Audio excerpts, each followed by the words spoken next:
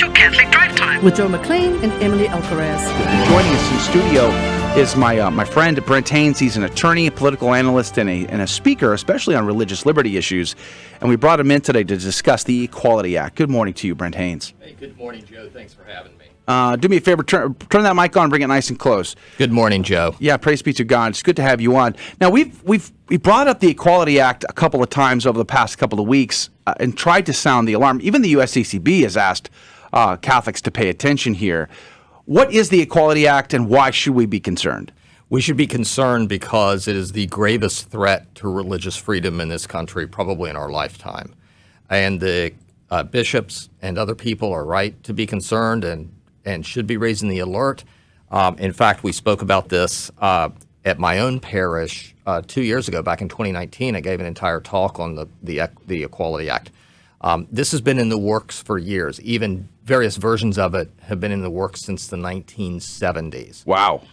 Now, what people will mostly see if they watch, let's just say that the conventional media, is that this is an act that ends discrimination against people who have transgender surgery or feel like they want to undergo a transgender process and identify from the sex opposite the one they were born with, or any other kind of sexual identity. And so the advocates say, look, this just stops discrimination against these people in jobs, in housing, in going to restaurants, going to Airbnb or going to hotels, stops discrimination against these people. And on the surface, that sounds innocent enough, Joe, because Sure. Who's in favor of discrimination? Right. Unfortunately, the bill goes a lot farther than that. I was just, as you were saying that, I'm thinking, golly, are there hotels that prevent people with transgender issues from booking a room? I doubt it. I mean, if that's the case, then you could always simply report those institutions, organizations to the local authorities. So why do we need an entire Equality Act to do what probably is not an issue, to manage an issue that's not an issue in our country? Well, the short, honest legal answer on that is a lot of states and localities don't have laws that protect transgender people. But your broader point is well made. You know, where is this widespread discrimination? Does it really call for a law? But the point for Christians, for religious people of any faith that recognizes traditional family values or recognizes men and women as created by God, is that the bill goes much further than just stopping mean and unfair discrimination. And what it essentially does is it makes it illegal for anybody to distinguish between a man and a woman or a boy and a girl. And we could talk about this all day, Joe, but let me just give you a few examples. We know what the Equality Act will do because there are several states and several cities and local governments around the United States that already have the Equality Act. One of the best-known examples of this are bathroom ordinances, and those have been fought in many cities and in many areas around the country in recent years. But the Equality Act would essentially outlaw the distinction between men's rooms and women's rooms. So women who are uncomfortable with having a biological man come into the ladies' room would have no recourse to object if the Senate passes this bill and it becomes law. Because all the man has to do is say, I identify as a woman. And that's really the part of the problem with the bill is it all depends on how the person identifies. So it's not just people who have had surgery and who have taken hormone treatment and gone through the entire process. It's for anybody who says that they're doing that or that they just feel that that's what they're going to do. And then they would get to raise a host of legal objections for anybody who wants to distinguish against them. This is true even in schools, Joe. We've already seen this. Under the Obama presidential administration, the Department of Justice and the Department of Education sent out a letter, and it's called guidance. And guidance is a term your listeners ought to become familiar with because it's basically the new way of making law in the United States. And what happens is, what happened in 2016 and what is now happening under the current administration is that the president's agencies, the Department of Education, the Department of Justice, sent out one of these guidance letters to schools all around the country. And it basically says this is what the law is, and this is how we're going to enforce it. So it tells schools what to do if they want to avoid getting lawsuits. Now, Joe, who wants to get sued by the Department of Justice? Who wants to have their education funding cut off by the federal government? Right. So even little boys who claim to be little girls in grade school have to be allowed to use the girls' restroom under this rule. And would have to under the law. And your listeners can go and just look up the story of Pasha Thomas from Georgia.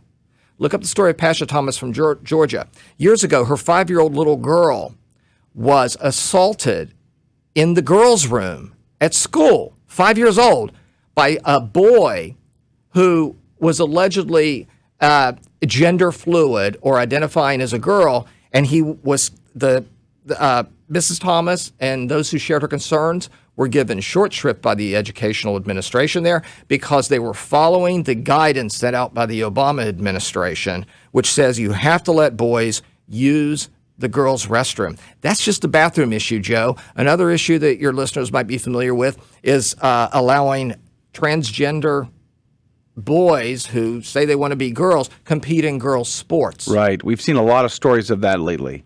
They're sort of destroying female sports by dominating the biological gender.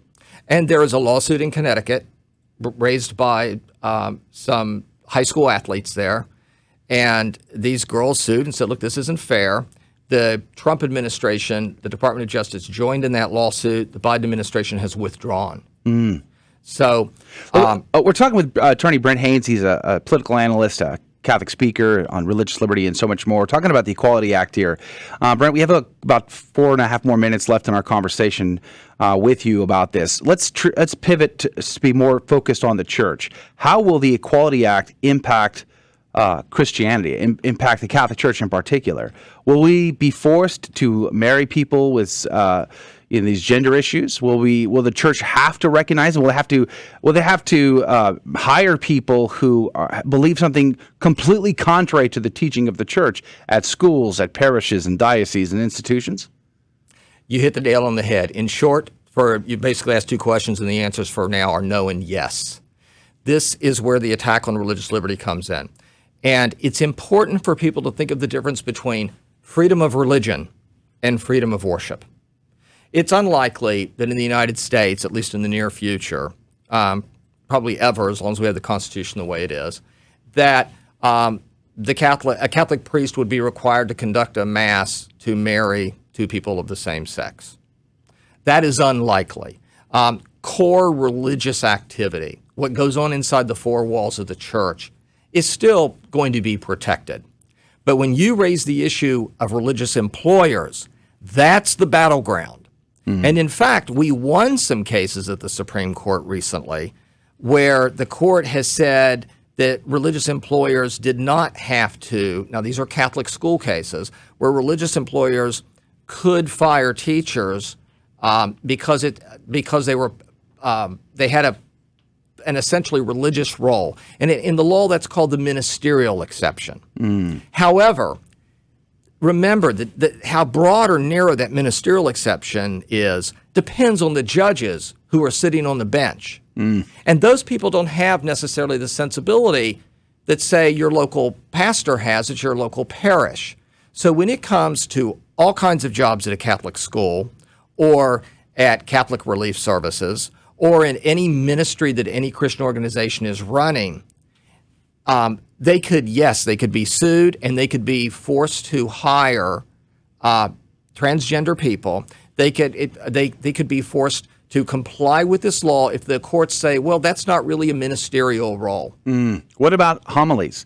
Could a priest preach against gender ideologies that are pervasive in our society and the ill effects they have by way of depression, increased suicides, and all the rest on the people who struggle with these things? Would they be considered hate speech? Well, right now we still have freedom of speech in the United States, even outside the church. In terms of priest preaching homilies, anybody speaking on those issues, especially inside the four walls of the church, they're going to be fine. Now, you and I are just talking about the legal ramifications. We already know there are incredible social pressures out there and employment problems with people who speak out and get fired, with people who make postings on Facebook and get fired just for saying, for example, men and women are determined at birth according to their biological sex. But in terms of a priest giving a homily, they're going to be fine. The problem is when that priest, walks outside the church and walks into the school next door that he's responsible for and is looking at hiring decisions for people other than teachers. Wow. So what can we do about this? We have about 2.5 minutes left. The Equality Act passed the House, from my understanding. It is in the Senate at this point. What can we do? Is there anything we can still do to try to prevent this thing from becoming law? Yes, listeners should contact both of their senators. Every state in the United States has 2 senators, as you know. Listeners should contact both of their senators and should just demand that the Equality Act be voted down. An important feature of the Equality Act, and this shows you where it really is malicious, Joe. Back in 1993, Congress overwhelmingly passed the Religious Freedom Restoration Act. Now, it was called the Religious Freedom Restoration Act, RFRA, because the court had handed down a decision in 1990 that watered down protections for religious organizations and religious people. In that decision, the court said that if there's a law that just generally applies to everybody and it's neutral and it doesn't aim specifically at religion, then religious people don't get a protection. They have to follow that law. Congress passed RFRA in 1993 overwhelmingly. Bill Clinton signed it, Democrat president. The Equality Act, to give you an idea of how malicious this act is and its supporters are, it explicitly says that the Religious Freedom Restoration Act is not a defense for any claims or lawsuits or legal actions that are brought under the Equality Act. No religious exemptions at all. So what they want to do, Joe, is they want to confine believers to the 4 walls of the church. They want to allow us to have freedom of worship. They don't want us to have freedom of religion. And I encourage everybody to look in the First Amendment. It talks about freedom of religion. Wow. It doesn't talk about just freedom of worship. All right. Brent Haynes, Catholic speaker, attorney, and an incredible political analyst. What's your email in case people want to reach out to you? Brent Haynes at Outlook.com, BrentHaynes at Outlook.com, an N in Brent and an N in Haynes. And just put something in the subject lines, like GRN or Catholic. Praise be to God. Thank you, Brent. We're going to go to a break. We'll be right back. We have Attorney Brent Haynes here, and I want to mention a comment that I get by email during the show today from Paul, listening on the Station of the Cross out of Buffalo, New York. Praise be to God, Paul. I'm always grateful for your feedback. And he says, the Equality Act, ignite where to affect freedom of religion in any way that I would argue. The construction, Paul, is hard for me, so I'm going to read it real quick and see if I can't boil this down. He's commenting on our segment today with Brent Haynes. He says basically it's unconstitutional, and this kind of law omits religious freedom, and this would in effect, by omission of religious freedom, would be an establishing of a national religion. That's an interesting thought. Could this lead to something like an establishment of a national religion, one that would be apparently devoid of natural law, it would seem, by omitting freedom of religion, the act would establish a religion. Any thoughts there? I mean, the construction of his comments, he's obviously probably typing this with his thumbs on the run here. But any thoughts there about how these dots might be linked together? Yes. Paul gets to the heart of the matter, both on the legal and constitutional issue and as a practical matter on the creation of a religion or an orthodoxy of belief. First, he is right that this implicates our constitutional rights in terms of freedom of religion and especially our ability to exercise our religion. If the Equality Act becomes law, well, then by definition, all of these activities we've discussed and many, many more are illegal. The only way to challenge a law is to go to court. To challenge this law would be to go to court and to claim that it violates the Constitution, specifically the First Amendment, where we have the free exercise, clause. Also, it violates the First Amendment, freedom of speech. We get into that. The problem with going to court and saying that the law is unconstitutional is, first of all, the Constitution is always your last defense as a lawyer. Courts try not to reach constitutional issues. They want to decide on other grounds, procedural grounds, or on grounds based on other laws. But the real problem is, as I mentioned during the show, there was a case from the Supreme Court in 1990. It was the Employment Division of Oregon versus Smith versus the Employment Division of Oregon. And actually, Justice Antonin Scalia, our Catholic hero in the Supreme Court, authored the opinion. And that's where the Supreme Court said, look, if there's a law that's general and it's neutral and it applies to everybody and it doesn't target religion specifically, that law is good. And if it happens to hurt a particular religious practice, that's your problem. Wow. So in order to defeat laws that affect religious exercise, you have to show that it not just affects religious exercise generally, you also have to say that it also affects another right. Now, historically, this is when parents, for example, say, look, I also have a right not just to my religion, but a right to raise my children the way I want. And that is what happened when the nuns from Oregon back over 100 years ago, or around 100 years ago, sued on behalf of Catholic schools when the Ku Klux Klan and others were trying to force everybody into public schools. So it's very hard. You want to say that you have to go to court. You have to say it's unconstitutional. You have to say it violates our religious freedom, and it also violates some other right. And that's a very high challenge. However, there is the current case at the U.S. Supreme Court involving Philadelphia's the Catholic Church's social service agency that provided foster homes for children that a lot of your listeners are aware of. And the issue has come up in that case of whether or not the conservatives on the U.S. Supreme Court might be willing to go back and modify or revoke that 1990 decision, which would strengthen religious liberty. But the bottom line is Paul is correct. Your backs are against the wall politically and legally when you only have the Constitution in your defense. Yeah, it's tough. He wants your email address again. Can you give him your email address again? It's my name, Brent Haynes at Outlook.com. There's an N in Brent and an N in Haynes, BrentHaynes. Wow, I like that you threw that accent I know. in Well, there. that's my accent coming out because I didn't get a lot of sleep last night. So, that was great. But it just puts something in the subject line, like Catholic or GRN, so I can pull it out of the junk mail filter. But if anybody's interested in, me possibly speaking on this topic, I've done it before. I'm happy to try to come and do it again. Yes, and it's one, unfortunately, I think we're going to be facing very seriously. The question again comes down to, what do you think the chances are the Equality Act will pass? Okay. Now, that comes down to the Senate and the Senate rules, and this is where, of course, your vote matters and why, as President Obama famously said, elections have consequences. No doubt, as your listeners are aware, Joe, the Senate right now is 50-50, 50 Republicans and 50 Democrats. The tiebreaker on a tie vote is the Vice President of the United States, which would be Kamala Harris, which would go for the Democrats. The way the Senate works is on most legislation, the only way you can pass it is if you first vote to end the debate. First you have a debate, then you vote to end that debate and move on to an up or down vote on the legislation. In order to end that debate, they have to do something called invoking cloture, meaning closing debate. That's where the filibuster comes in.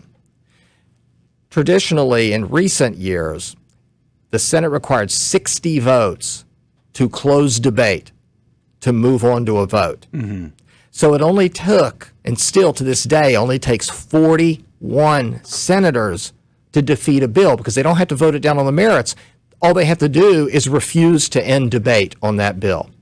Now, some people might say, why would you do that in a democracy? Why isn't it enough to just have 51? And that's, of course, what the Democrats are doing now. And that's why H.R. 1, the bill passed by the United States House of Representatives that would basically nationalize all the election practices that we saw last November. That's why they're looking at that and they're saying, well, maybe we ought to change it just to allow that bill to pass because it is a bill related to the democratic process. But what people should remember is the importance of the filibuster is that it requires a supermajority. And that's important because it helps build consensus. It helps keep legislation that is on the extremes from passing by a bare majority. And the Equality Act is an excellent example of that.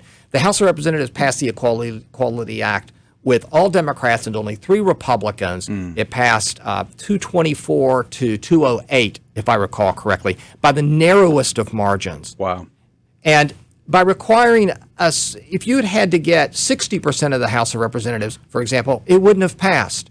The idea is that the filibuster encourages moderation and helps keep the political spectrum from swinging to the extremes. Now, Senator Joe Manchin from West Virginia, who is a Democrat, who's not, a true conservative, he stated around the election back in November that he would not vote to end the filibuster. And if they don't get somebody to join, if they don't get Joe Manchin and somebody else to join with them in place of Joe, or somebody to join with them in place of Joe Manchin, they're not going to be able to end the filibuster. And if they can't end the filibuster, they can't pass the Equality Act. Yeah. Well, I hope this doesn't pass. This federalizing of the election is kind of also very frightening because it leaves so many loopholes for fraud and for shenanigans in elections and whatnot. And that's not a statement on what happened in November. It's a statement of what could be. And free and fair elections is something we want, no matter your politics. So this is, and it's a scary thing. Joe, H.R. 1 would prohibit local officials from removing voters from the rolls. Georgia just passed voter reform. Well, Georgia has problems because they had a consent decree where they got sued by the Stacey Abrams faction. Yeah. Before the 2020 presidential election, the Republican governor and election commissioner entered into an agreement. Rather than fight the lawsuit, they entered into an agreement. So many people think that they abdicated their responsibility to enforce the law. Rather than go to court and at least put up a fight, they just waved the white flag and entered into an agreement. I think the Supreme Court's going to hear a voting fraud case out of Arizona. That's what it looks like. I don't know the latest on whether they have accepted it. I did see a news item that it looked like they were going to accept it. Yeah. Wow. And, I'm still kind of keeping an eye on the legislation that's been proposed by Sheila Jackson Lee on gun control. And thankfully, it's not gone very far to this point. It's still in committee. So who knows whether or not they're going to be able to get this passed within the next couple of years. So the race is on before the midterm elections. They're trying to get as much done as they possibly can. The Equality Act, this nationalizing the vote and the rules, and then, of course, gun control. All of this is being immigration, amnesty, all of this is being brought forth. How do you feel about the mounting debt to COVID relief? I mean, I was very happy to know that Nancy Pelosi wasn't able to get her subway train built on the COVID relief package. Like, thank you, parliamentarian, for taking that out of the bill. But golly gee whiz, can we sustain multi-trillion-dollar packages, several times a year? Where are we going to come up with this money? Well, it's not just a matter of where we're going to come up with the money. The question is, what happens if inflation returns? You were referring to us being older earlier, Joe. You might remember, like I do, the incredible double-digit inflation of the 1970s and early 80s. And there were double-digit interest rates back then, too, and high unemployment. Jimmy Carter, when he was running for re-election in 1980, got hung by his own petard when he referred to the misery index. And then Ronald Reagan came along and skewered him because Jimmy Carter's misery index went through the roof. Yeah. The Federal Reserve has said, and that's the nation's central bank, and they control the money supply. They have just blown up the money supply in recent years. Anybody can go online and look up these charts. But they have been aiming for an inflation rate of 2%. Now they're saying they'll aim for an inflation rate of slightly over 2%. Well, they don't control the inflation rate, of course. The economy can go ahead and take off. You get the high inflation. You have the high debt. And coming back specifically to the stimulus bill, they want to use, right now as it's written, the stimulus bill gives the majority party in the House and then control of the White House and in control of New York and California and Illinois especially. It gives these states that tend to be big government, high tax, high spending states that are in trouble economically. It gives them a bailout using federal tax dollars. So if you're a citizen who lives in Texas or Florida, where we have lower tax rates, where we think we have more reasonable regulation, and where we have more economic growth, we and other people around the United States, where our mayors and our city councilmen and our governors and our state legislators have managed more responsibly. In Texas, they balance the budget every year. Those who live in areas that that have acted more responsibly in terms of the local and state governments under the stimulus package would have to bail out the state of New York and bail out California, bail out New Jersey, and all these places that have just been spending money recklessly. So they get rewarded. California gave out a $600 check to their citizens. Well, the bill would reward the reckless, irresponsible behavior and by bailing them out. And of course, it punishes those of us who live in areas where we have more responsible government. It's crazy, which leads me to a story that's been developing more and more over the past year, I would say, but it goes back many years. In the state of Texas, there's a movement called the Texas Nationalist movement. And, up until recently, you're like, oh, okay, whatever. And, this is a group that's been trying to get Texas to leave the Union again and become its own country again, the Texas Nationalist movement. But now they've actually got legislation going through the Texas legislature that would put a vote to the citizens in November to vote on whether or not we should leave the United States. It's called the Texit Movement. It's modeled in the Brexit movement. And it's fascinating on one level, and then it's frightening on another level. And how would this affect not just Texas?